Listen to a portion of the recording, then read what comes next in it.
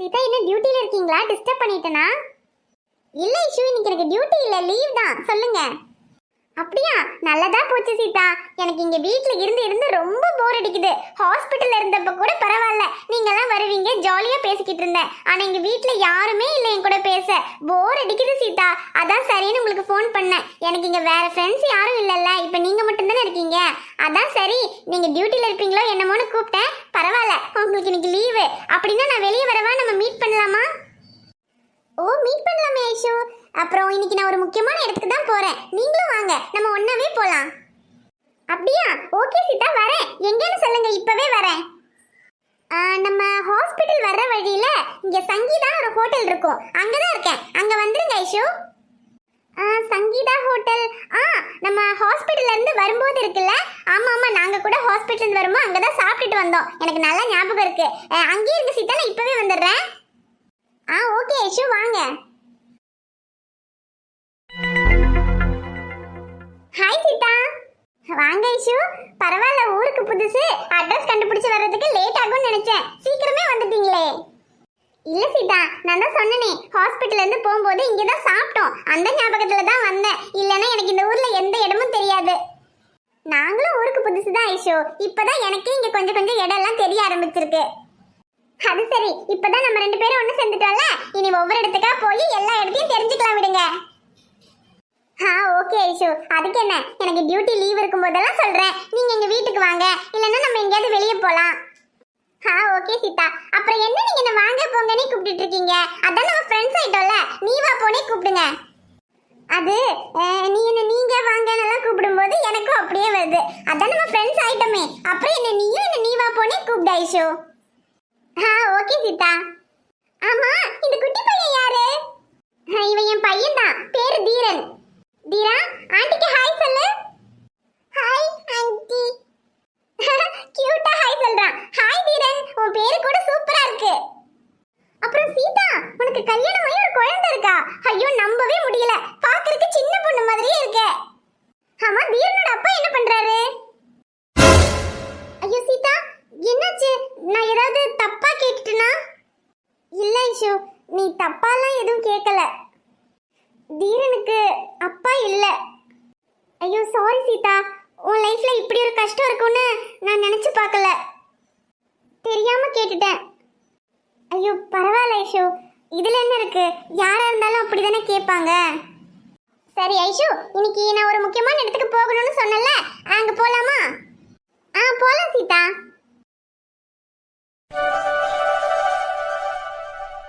ரொம்ப நன்றிங்க சார். ஆதரவில்லாத சின்ன குழந்தைங்க இருக்கிற இல்லம், இதுக்கு பக்கத்தில் ஒயின் ஷாப்பை வச்சுக்கிட்டு ஆளுங்க குடிச்சிட்டும் சத்தம் போட்டுக்கிட்டும் கலாட்டா பண்ணிக்கிட்டும் இருந்தாங்க. இதுக்கு முன்னாடி எவ்வளவோ போலீஸ்காரங்க வந்தாங்க. நாங்களும் சொல்லி சொல்லி பார்த்தோம், எந்த நடவடிக்கையுமே எடுக்கலை. ஆனால் நீங்கள் வந்ததுக்கு அப்புறம்தான் அதெல்லாம் சரி பண்ணி இப்போ அந்த ஒயின் ஷாப்பையெல்லாம் காலி பண்ண வச்சிட்டீங்க. ரொம்ப நன்றிங்க சார். ஐயோ பரவாயில்லம்மா, நான் என் டியூட்டியை தான் செஞ்சேன். அப்புறம் இங்கே உள்ள பசங்களுக்கு கொஞ்சம் நோட்டு பேனா அதெல்லாம் வாங்கியிருக்கேன், இதெல்லாம் உங்களுக்கு கொடுத்துருங்க. ஐயோ தம்பி, ரொம்ப நன்றி தம்பி. எங்களுக்கு நீங்கள் செஞ்சதே பெரிய உதவி. இதில் வேற பசங்களுக்கெல்லாம் வேற வாங்கிட்டு வந்திருக்கீங்க. ஐயோ இதில் என்னமா இருக்கு? எனக்கு இங்கே இப்படி ஒரு இல்லம் இருக்கிற விஷயமே தெரியாது. நான் இந்த ஊருக்கு புதுசு. நீங்கள் இந்த பிரச்சனைக்காக வந்து கேஸ் கொடுக்கும்போது தான் இப்படி ஒரு இல்லம் இருக்குன்னு எனக்கு தெரியும். அதனால தான் நான் இதெல்லாம் வாங்கிட்டு வந்தேன். இதுக்கப்புறமும் என்னால் முடிஞ்ச உதவியை நான் கண்டிப்பாக பண்ணுறேம்மா. ரொம்ப நன்றிங்க தம்பி. இங்கே ஒரு 20 பசங்க இருக்காங்க. அவங்களுக்கு வேண்டிய சாப்பாடு, துணிமணி, நோட்டு புக்குன்னு எல்லாமே நாங்கள் தான் பார்த்துக்கிறோம். கவர்மெண்ட்லேருந்து ஏதோ கொஞ்சம் தாப்பா உதவி கிடைக்கும். மற்றதுக்கெல்லாம் நாங்கள் உங்களை மாதிரி பெரிய பெரிய அதிகாரிங்க தெரிஞ்சவங்க கிட்டேயெல்லாம் தான் உதவி கேட்டு இதை நடத்திக்கிட்டு இருக்கோம். ஆனால் கேட்காமையே உங்களை மாதிரி முன் வந்து உதவி பண்ணுறவங்க ரொம்ப ரொம்ப கொஞ்சம் பேர் தான்ப்பா இருக்காங்க. ஒன்றும் கவலைப்படாதீங்கம்மா, இதுக்கப்புறம் என்னால் முடிஞ்சதை நான் பண்ணுறேன். உங்களுக்கும் ஏதாவது உதவி வேணும்னா தாராளமாக என்கிட்ட கேளுங்க. சரிங்க தம்பி. இவனா? ச்சே, எங்க போனாலும் பின்னாடியே வந்துடுறான். அடடே சீதா, வாமா. ஆமா, பசங்கெல்லாம் எப்படி இருக்காங்க? பசங்களுக்கு கொஞ்சம் சாப்பாடெல்லாம் வாங்கினேன், அதான் கொடுத்துட்டு போலான்னு வந்தேன். எல்லாம் நல்லா இருக்காங்கம்மா. வாரத்துக்கு ஒரு தடவை நீ எதையாவது வாங்கிட்டு வந்துடுவ. இந்த வாரம் உன்னை காணமேன்னு பார்த்தேன், கரெக்டாக வந்துட்ட. இந்தாங்கம்மா, இதுல எல்லாருக்கும் சாப்பாடு இருக்கு, கொடுத்துருங்க. குடுமா சீதா. அப்புறமா சீதா, நம்ம இல்லத்துக்கு ஒன்ன மாதிரியே தேடி தேடி வந்து உதவி பண்றதுக்கு இப்போ இன்னொருத்தரும் கூட கிடைச்சிருக்காரு. அப்படியா? யாருங்கம்மா? இதோ இந்த போலீஸ் தம்பி தான். அவர் கூட தப்பாரு பசங்களுக்கெல்லாம் நோட்டு புக்கு பேனான்னு எல்லாம் வாங்கி கொண்டு வந்திருக்காரு. சரிம்மா சீதா, என்ன வெளியவே நிக்கிற? தீரன், 2 பேரும் உள்ள வாங்க. உங்களை பார்த்தா பசங்கெல்லாம் ரொம்ப சந்தோஷப்படுவாங்க. அதான் வரேம்மா.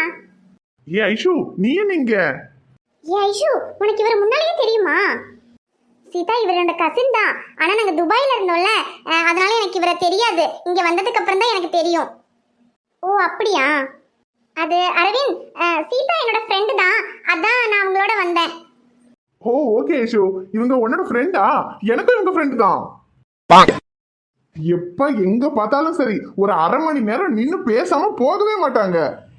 ஏய், என்ன சீதா, உனக்கும் இவர் ஃப்ரெண்டா? என்கிட்ட நீ சொல்லவே இல்ல.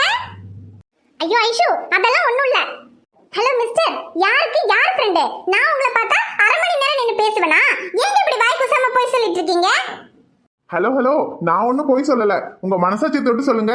நீங்க என்ன எங்க பார்த்தாலும் அரை மணி நேரம் பேசிட்டு தானே போவீங்க. ஹலோ, அது பேசுறது இல்ல, திட்டுறது. திட்டுனாலும் அது பேசுறது தானே. அரை மணி நேரம் பேசிட்டு தானே இருப்பீங்க. வா ஐஷு, போலாம். ஹலோ ஹலோ, இருங்க. நீங்க வேணா என் ஃப்ரெண்டா இல்லாம இருக்கலாம், ஆனா உங்க பையன் தீரன் என் ஃப்ரெண்டு. என்ன தீரா, நம்ம ஃப்ரெண்ட்ஸ் தானே? ஆமா. தீரா? இல்ல. ஏங்க, என் மேல உள்ள கோவத்துல சின்ன பையனை மிரட்டாதீங்க. ஹலோ, ஏன் பையனை நான் மிரட்டுவேன், என்ன வேணா பண்ணுவேன். அதை கேட்கறதுக்கு நீங்க யாருங்க? என்னங்க நீங்க எப்ப பார்த்தாலும் நீங்க யாரு யாருன்னு கேட்டுக்கிட்டு இருக்கீங்க. நான் தான் சொன்னனே, நான் அரவிந்த். அரவிந்த் அரவிந்த் அரவிந்த் ஏய் சீதா, இங்க என்ன நடக்குது? எனக்கு இப்பதான் அரவிந்தையும் தெரியும், உன்னையும் தெரியும். 2 பேருமே ரொம்ப சாஃப்ட்டா அமைதியான பர்சன் நினைச்சிட்டு இருந்தேன். ஆனா 2 பேரும் மீட் பண்ணது இப்படி அடிச்சுக்கிறீங்க. அது ஒண்ணும் இல்ல ஐஷு, அது எங்க 2 பேருடைய வேவ் லென்த் ஒரே மாதிரி.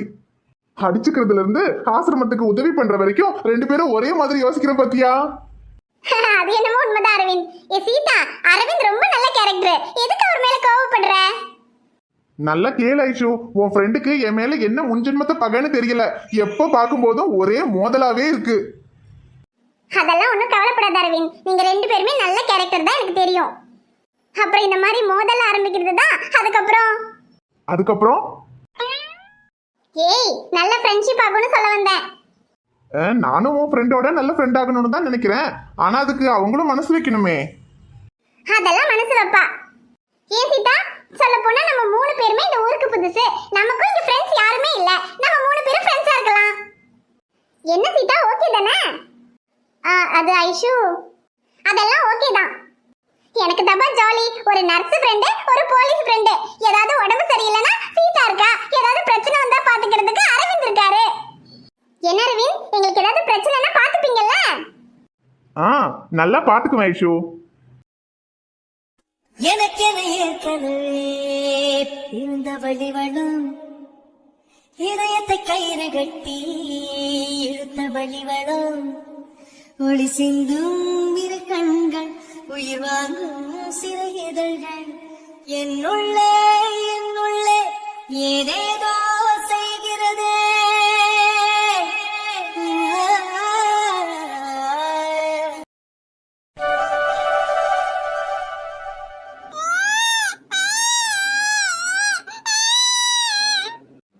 டே இருடா கருவா பையில. இவளை தூக்குறதுக்குள்ள உனக்கு அப்படி என்ன ஆகுது? வீலு வீலுன்னு கத்திட்டு இருக்க.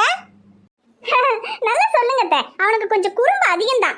எப்பவும் நிலாக்குட்டியை தூக்குனா உடனே அழ ஆரம்பிச்சிருவான். ஏன்டா ஆதி, உன்னை தூக்கும்போது அவ பேசாம தானே இருக்கா? என்னைக்காவது உன்னை தூக்கும்போது அவ அழுதுருக்காளா? நீ மட்டும் ஏன்டா எப்ப பார்த்தாலும் அவளை தூக்கும்போது அழுதுட்டே இருக்க? அது ஒண்ணும் இல்ல மாமுதா, இவனை சொல்லி குத்தம் இல்ல. இவன் அப்படியே அவன் அப்ப நாட்டம் கதிர் மாதிரி. கதிர் அப்படித்தான். சின்ன பிள்ளையா இருக்கையில காயத்ரி இருப்பா. காயத்ரிக்கு அவனுக்கு 2-3 வயசு தான் வித்தியாசம் பார்த்துக்க. அவ இருப்பா. சரி, அவ பெரிய பிள்ளை, இவன் சின்ன பையன். அப்படியே பாயில படுத்து விளையாடிட்டு கிடப்பான். அவளை தூக்கலாம் இல்ல அவளுக்கு ஏதாவது சாப்பாடு ஊட்டலாம்னு எதையாவது செஞ்சுட்டோம்னு வச்சுக்க, உடனே வீலுன்னு அழுக ஆரம்பிச்சிருவான். நமக்கு பையன் என்னத்துக்கு அழுகுறானே தெரியாது. சரி, ஏதோ அவனுக்கு சொல்லவும் தெரியாது. ஏதோ எறும்புக்கின கடிச்சிட்டவனு போய் தூக்கி பார்ப்பேன். அப்புறம் தான் தெரிஞ்சது இந்த பிள்ளைய தூக்குறதுக்கு தான் அழுதுகிட்டு இருக்கான்னு. ஐயோ, அட ஆமாம்மா அமுதா, இது என்ன இன்னும் ஏகப்பட்டது கிடக்கு. இந்த கதிர் பையன் பண்ணாத கூத்தா, அதில் ஒன்னொன்னா தான் இவன் பண்ணிக்கிட்டு இருக்கான். டேய் ஆதி இருல, பாப்பாவுக்கு தூக்கம் வந்துட்டு பாட்டி கொண்டு போய் தூங்க வச்சுட்டு வந்து உன்னை தூக்குறேன். டேய் சினுங்காதடா, இரு பாப்பா இப்ப தூங்கிடுவா. அவளை கொண்டு எங்க தொட்டியில போட்டுட்டு அப்புறமா வந்து பாட்டி உன்னை தூக்குறேன். அண்ணி வாங்க அண்ணி. நான் வர்றது இருக்கட்டும் மரகதம், கதிரங்க அவன் தோட்டத்துக்கு போயிருக்கானே அண்ணி. இதை இப்ப வந்துருவான். நீங்க உட்காருங்க அண்ணி, நான் குடிக்க ஏதாவது எடுத்துட்டு வரேன். ஒன்றும் தேவை கிடையாது. நான் ஒன்றும் உன் வீட்டில் உட்காந்து சாப்பிட்றதுக்கு வரல. நான் கொடுத்த கடனை திருப்பி வாங்குறதுக்காக வந்திருக்கேன்.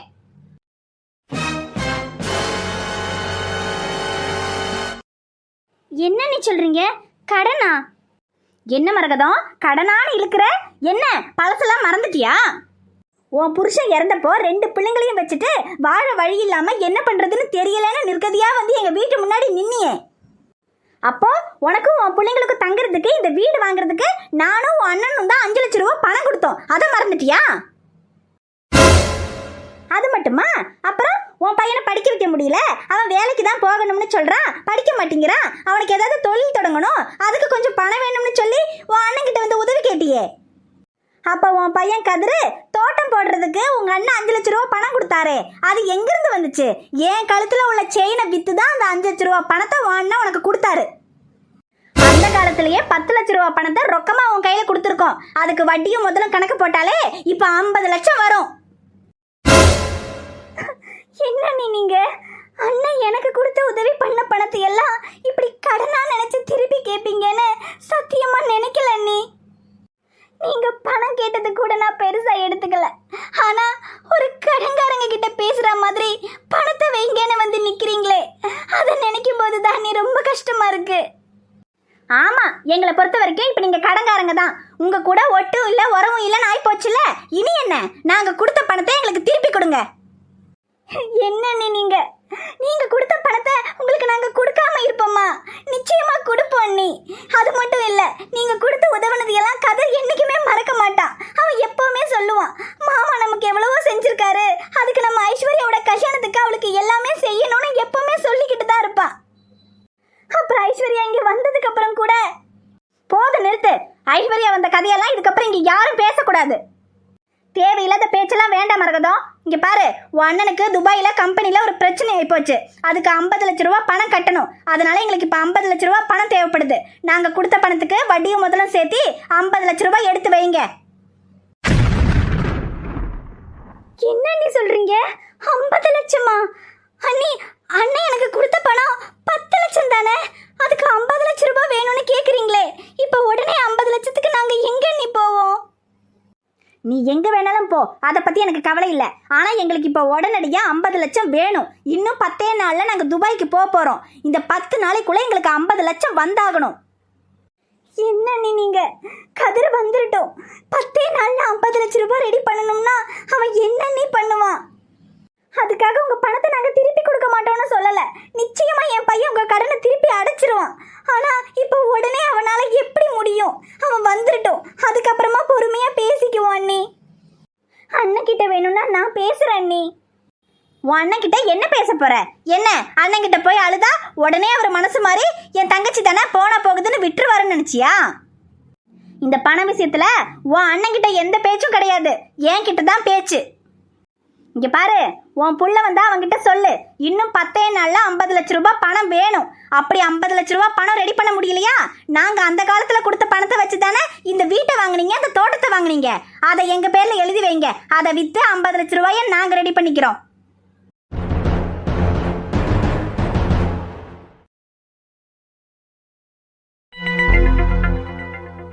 இந்தாங்க ஷமீர், ஐஷோட பாஸ்போர்ட்.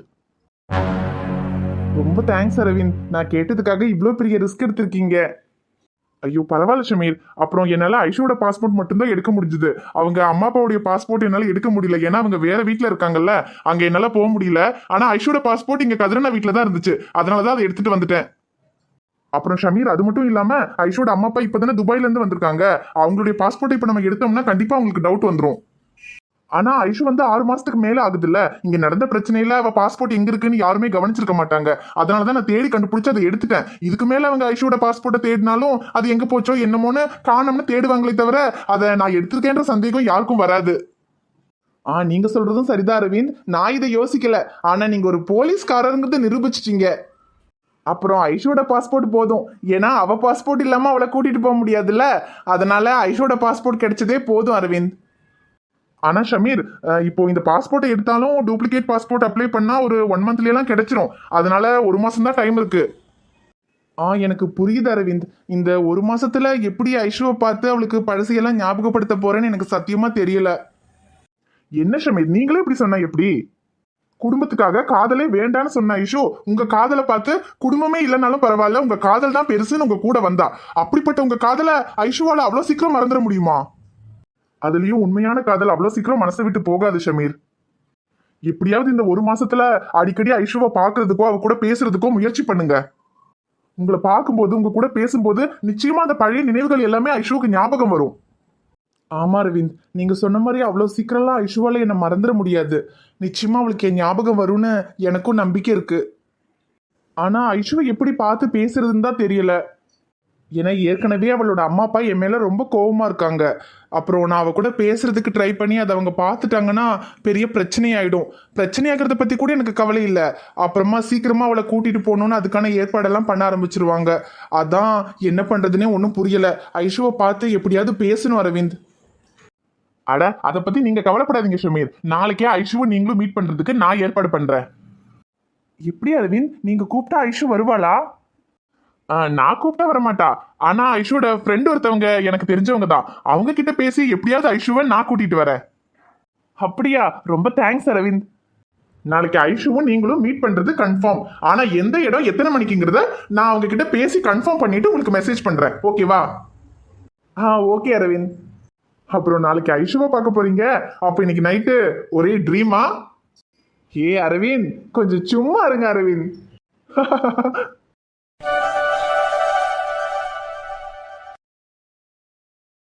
வணக்கம் நண்பர்களே, எல்லாரும் எப்படி இருக்கீங்க? நிச்சயமா நலமா இருப்பீங்கன்னு நம்புறோம். இந்த வீடியோ உங்களுக்கு பிடிச்சிருந்தா மறக்காம வீடியோவுக்கு ஒரு லைக் போடுங்க. வீடியோ எப்படி இருந்துச்சுன்னு மறக்காம கமெண்ட்ல சொல்லுங்க. வீடியோவை உங்க ஃப்ரெண்ட்ஸுக்கும் ஃபேமிலிக்கும் ஷேர் பண்ணுங்க. சேனலை இன்னும் நீங்க சப்ஸ்கிரைப் பண்ணலைன்னா மறக்காம சப்ஸ்கிரைப் பண்ணிக்கங்க. நாளைக்கு ஒரு சூப்பரான வீடியோல நாங்க உங்களை பார்க்க வரோம். Bye friends.